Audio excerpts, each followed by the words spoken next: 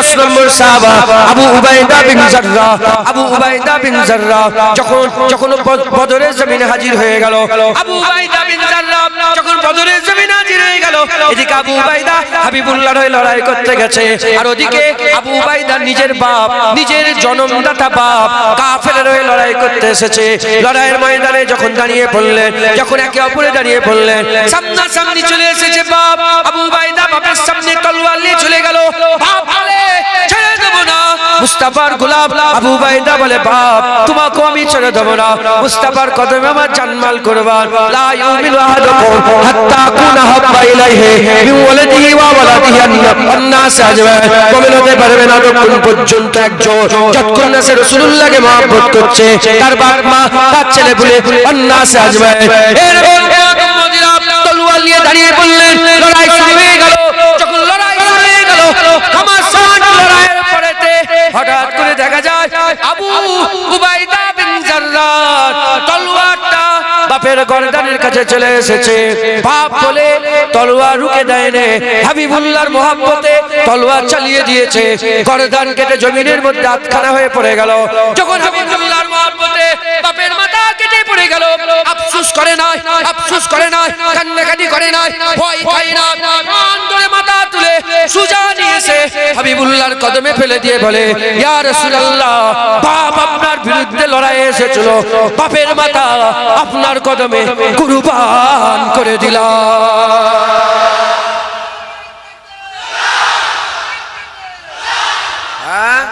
নারায়ে মুস্তাফা, নারায়ে মুস্তাফা, নারায়ে মুস্তাফা।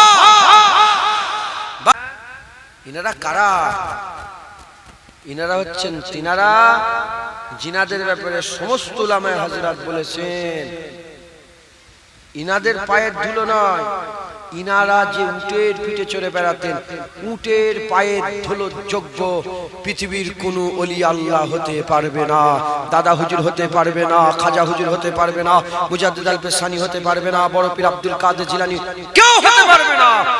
উনাদের উটের পায়ের ধুলো যোগ্য পৃথিবীর কোন ওলি আল্লাহ হতে পারবে না।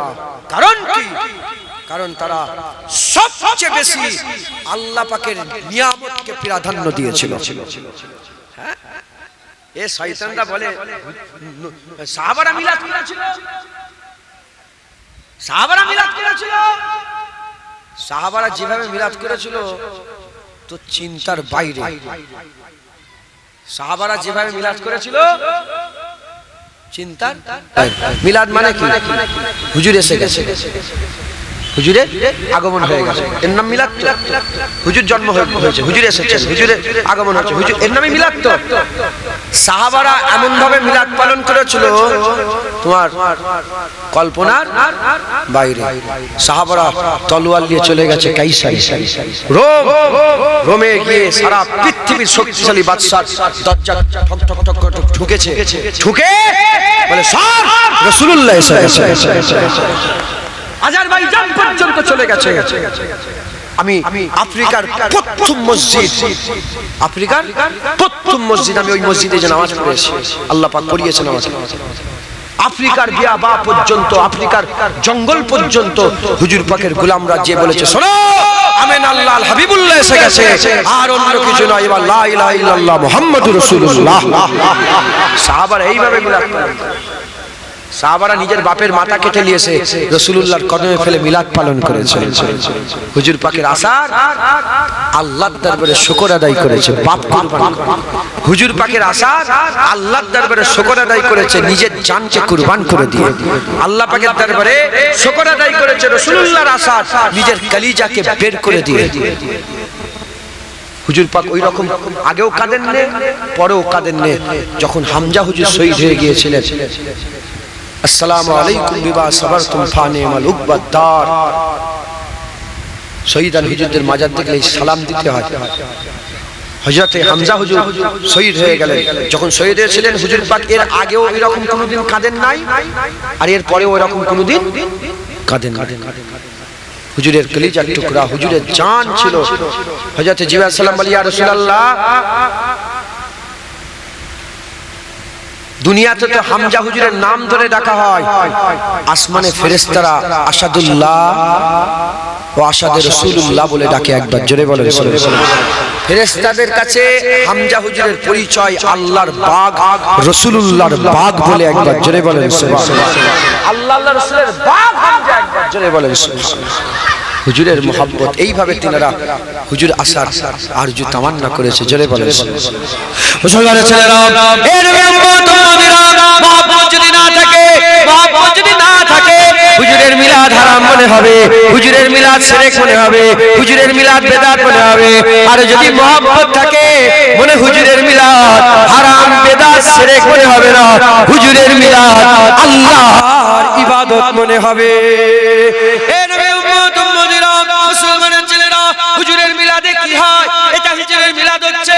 হুজুরের মিলাদে কি হয়? ঢোল তবলা বাজানো হচ্ছে, মেয়ে নিয়ে নাচানাচি হচ্ছে, এখানে কি ছেলে মেয়ে একসঙ্গে হই হই হচ্ছে? না না, হুজুরের মিলাদ কেউ 40 কিলোমিটার দূর থেকে, কেউ 30 কিলোমিটার দূর থেকে, কেউ 20 কিলোমিটার দূর থেকে, কেউ হেঁটে হেঁটে, কেউ সাইকেলে, কেউ বাসে করে, কেউ আবার নানা রকমের পন্থাতে এই ওয়াজের মাজলিসে জড়া হয়ে গেছে। এ মুসলমান, যখনই জড়া হয়ে গেছে, বসার সাথে সাথে তাদের সংবাদ দেওয়া হচ্ছে, তাদের বলা হচ্ছে, শোনো শোনো শোনো শোনো, যারা জানুনি জেনে নাও, আমেনার ঘরে হাবিবুল্লাহ এসে গেছে। বাস মিলাদ শেষ। এটাই সূরজ নিসফুন নাহারে এসে গেছে, সূর্য মাথার উপরে চলে এসেছে, রাসূলুল্লাহ এসে গেছে। হ্যাঁ, হুজুর এসে গেছে, বাস কথা শেষ। 70টা কম বেশি রোমের দরবারের মিনার ভেঙে পড়ে গেল। বলে কি হলো? বলে জানুনি হুজুর এসে গেছে। 12 রবিউল আউয়াল, রোজ সোমবার। ফুরাত নদী শুকিয়ে গেল, যেখানে সব ইহুদি খ্রিস্টানরা যেখানে যে বাইরুল্লাহর ইবাদত করত, পানি খেত, মিঠা পানি, হঠাৎ করে শুকিয়ে গেল। সকালবেলায় পিয়াসা পানি পান করতে গিয়ে বলে, যা কি হলো? বলে খবর পাওনি, আমেনার ঘরে হাবিবুল্লাহ এসে গেছে। হাজার বছর আগুন জ্বলছিল, বলে খবর পাওনি?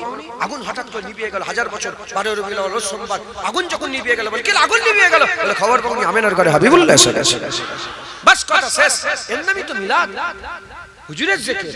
আর আমার হুজুর পাক নিজে চান, আমার হুজুর পাক নিজে চান যে আর আমি রাসূলুল্লাহ, আমার জিকির হবে। ভর্তি লোক থাকবে, পুরো ভর্তি মজমা থাকবে, আর জিকির কার হবে? রাসূলুল্লাহর। একবার জোরে বলেন মুসলমানের ছেলেরা, এ নবী উম্মত উম্মতিরা, বুখারী শরীফ বাবুত তাফসিরে, বুখারী শরীফের উস্তাদ, হুজুরের উস্তাদ আবুল আলিয়া তাবির বর্ণনাতে ইমাম বুখারী লিখতে আরম্ভ করেছে, আমার আল্লাহ পাক হাবিবুল্লাহর উপরে কেমন করে দরুদ পড়ে, হাবিবুল্লাহর উপরে কেমন করে দরুদ পড়ে। আবুল আলিয়া তাবি হুজুর বলে, আমার আল্লাহ পাক হাবিবুল্লাহর জন্য কেমন করে দরুদ পড়ে। আমার আল্লাহ পাক হাবিবুল্লাহর তারিফের জন্য ফেরেশতাদের করে জড়া করে নেয়, ফেরেশতাদের করে জড়া করে নিয়ে হাবিবুল্লাহর শান, হাবিবুল্লাহর মান, হাবিবুল্লাহর রুতবা, হাবিবুল্লাহর মর্যাদা মারতাবার কথা আমার আল্লাহ পাক আমার আল্লাহ ফেরেশতাদের করে শোনাতে আরম্ভ করে দেয়। যেমন মুসলমান খুব খেয়াল করে শুনে রেখে দেন, যেমন আপনারা বসে আছেন, আমি হুজুর পাকের জিকির করছে, আমার আল্লাহ হুজুর পাকের জিকির করে, ফেরেশতারা শুননে वाला হয়, আমার আল্লাহ বলনে वाला হয়, ফেরেশতা শুননে वाला হয়, আল্লাহ পাক বলনে वाला হয়। আমার আল্লাহ পাক হাবিবুল্লাহর জিকির ফেরেশতাদের সামনে করে। সকলে তাকবীর দেন, নারে তাকবীর, নারে তাকবীর। শাহজাহান হুজুর পীর কেবলা, শাহজাহান হুজুর পীর কেবলা, নারে তাকবীর। শুনছেন আপনারা?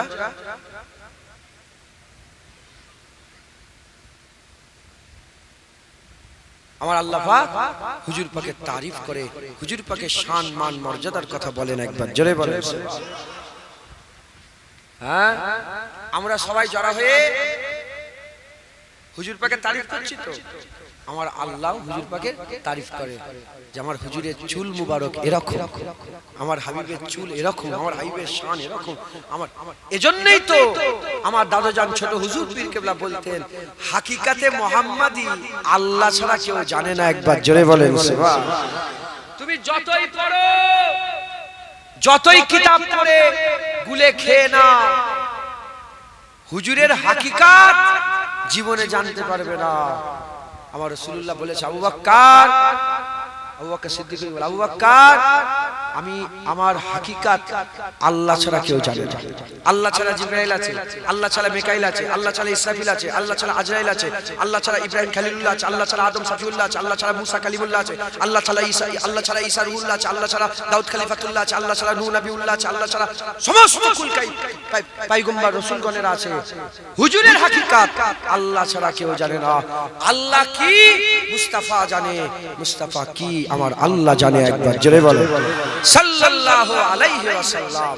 হুজুর পাকের মান মর্যাদা, হুজুর পাকের শান আল্লাহ নিজে বর্ণনা করে। একবার জোরে বলেন। আর আমরা মিলাদের মাহফিলে সেই হুজুর পাকেরই তো জিকির করছি।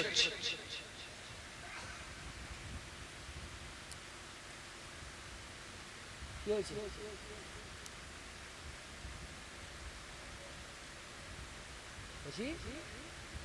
কি গল্প করছো? কথা বলেন না। হুজুর পাকের জায়গায় ঘুরে বসো, এ বাচ্চা এই যে ঘুরে বসো, পা তুলে লাগ, পা তুলে ঘুরে বসো। শুনছেন আপনারা? বাপজান আমি আপনাদের বলিনি, কিছু মনে করেন না, আমি বাচ্চাগুলোকে বলেছি। আপনারা যেমন খুশি করে বসেন, আপনার আমার বাপ, আপনাদের বলতে পারি। বাচ্চাগুলোকে শিখাবার দরকার আছে না? শিখাবে। ইমাম গাজী হুজুর বলছে বাচ্চাদের শিক্ষা দাও, বড় হলে আর শিখাও। বড় হলে কঞ্চি শুকনা হয়ে যায় আর বেঁকানো যায় না। আর বাচ্চা ছেলে কাঁচা কঞ্চি, যেদিকে বেঁকাবে সেদিকে বেঁকে। ইক্ষুন থেকে এদেরকে রাসূলুল্লাহর গোলাম তৈরি করে। মুসলমানের ছেলেরা, এর উম্মত উম্মতিরা, আমি আপনাদের বলে দিয়ে যাই, হুজুর পাক সাল্লাল্লাহু আলাইহি ওয়াসাল্লামের মহব্বত করেন। হুজুর পাক চাই ভারী মজমাতে হুজুরের জিকির হবে। ঈদে মিলাদুন নবীতে আমরা আমার আকা মাওলা রাসূলুল্লাহ জিকির করে, আমার হাবিবুল্লাহ জিকির করে, আমার রাসূলুল্লাহ জিকির করে। এর উম্মত উম্মতিরা, কেন জিকির করব না? কেন জিকির করব না? যারা জানে না জানে না, আমরা তো জানি আলহামদুলিল্লাহ, বলেন আলহামদুলিল্লাহ। যারা জানে না জানে না, আমরা তো জানি আলহামদুলিল্লাহ। আমাদের কবরে হাবিবুল্লাহ যাবে, আমাদের ফুলসিরাতে হাবিবুল্লাহ যাবে, আমাদের মিজানে হাবিবুল্লাহ যাবে, আমাদের কাউসারে হাবিবুল্লাহ যাবে, আমাদের আমলনামাতে হাবিবুল্লাহ যাবে, আমাদের জান্নাতে নিয়ে যাওয়ার রাস্তাতেও হাবিবুল্লাহ প্রথমে থাকবে। আমরা জানি তো, এজন্য আমরা হুজুর পাকের জিকির করি। একবার জোরে বলেন।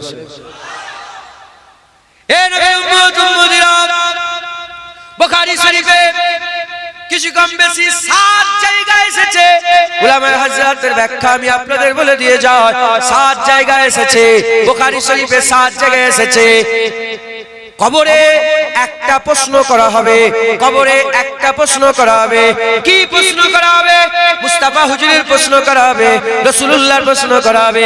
যে নবীর জিকির আমি আপনাদের সামনে করছে, যে নবীর মহব্বতের কথা বলছে। আমি একটু আগেই বলছিলাম, বাপ কুরবান, মা কুরবান, ভাই কুরবান, বোন কুরবান, সমস্ত কিছু কুরবান, জান কুরবান। সেই হাবিবুল্লাহর কবরে প্রশ্ন করা হবে, সেই হাবিবুল্লাহর ব্যাপারে কবরে প্রশ্ন করা হবে। এ নবীর উম্মত উম্মতিরা, বুখারী শরীফের হাদিসের মধ্যে এসেছে, বান্দা যখন মরে যাবে, মরে যাবার পরেতে জানাজা হয়ে যাবে, জানাজার পরেতে কবরের মধ্যে শুইয়ে দিয়ে মিনহা খালাকনাকুম ওয়া ফিহা নুইদুকুম ওয়া মিনহা নুখরিজুকুম তারাতান উখরা, মাটিটা চাপা দিয়ে যখন বান্দা পেছন দিকে ফিরে একে একে বাড়ির দিকে রওনা হয়ে যাবে, এন ওয়াক্তে আল্লাহ পাকের হুকুমে ওই বান্দাকে আল্লাহ জিন্দা করে দেবে, ওই বান্দাকে জিন্দা করে দেবে।